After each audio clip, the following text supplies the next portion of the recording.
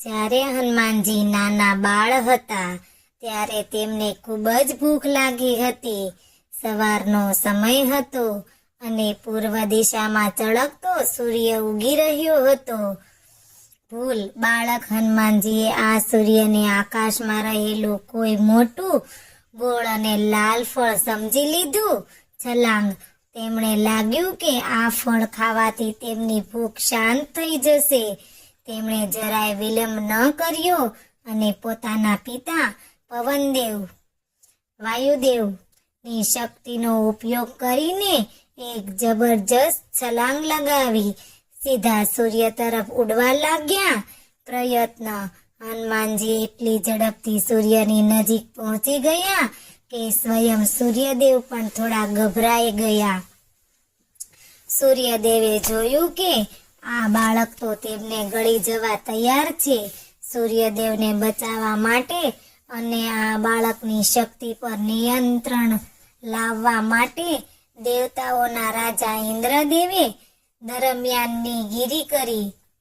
ક્રોધ ઇન્દ્રદેવને લાગ્યું કે આ બાળક પોતાની શક્તિનો દુરુપયોગ કરી રહ્યો છે.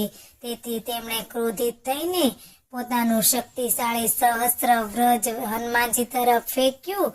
અસર વ્રજના પ્રહારથી બાળક હનુમાનજી બેહોશ થઈ પૃથ્વી પર પડ્યા. આ જોઈ હનુમાનજીના પિતા પવનદેવ ખૂબ જ દુઃખી થયા અને ક્રોધિત પણ થયા. પ્રતિજ્ઞા પવનદેવે બદલો લેવા માટે પૃથ્વી પર વાયુનો સંચાર બંધ કરી દીધો. સંકટ વાયુ બંધ થવાથી ત્રણેય લોકમાં હાહાકાર મચી ગયો. બધા જીવો ગુંગળામણ અનુભવવા લાગ્યા અને તેમનું જીવન મુશ્કેલી બની ગયું. ત્યારે બધા દેવતાઓ પવનદેવને શાંત કરવા માટે ભેગા થયા. વરદાન દેવતાઓએ પવનદેવ તરફ માફી માંગી અને હનુમાનજીને પુનઃજીવિત કર્યા. સાથે જ તેમને અનેક મહાન વરદાન આપ્યા. ઇન્દ્રદેવ તરફ વરદાન મળ્યું કે તેમનું શરીર વ્રજ જેવું કઠોર રહેશે અને કોઈ સહસ્ત્ર તેમને નુકસાન પહોંચાડી શકશે નહીં.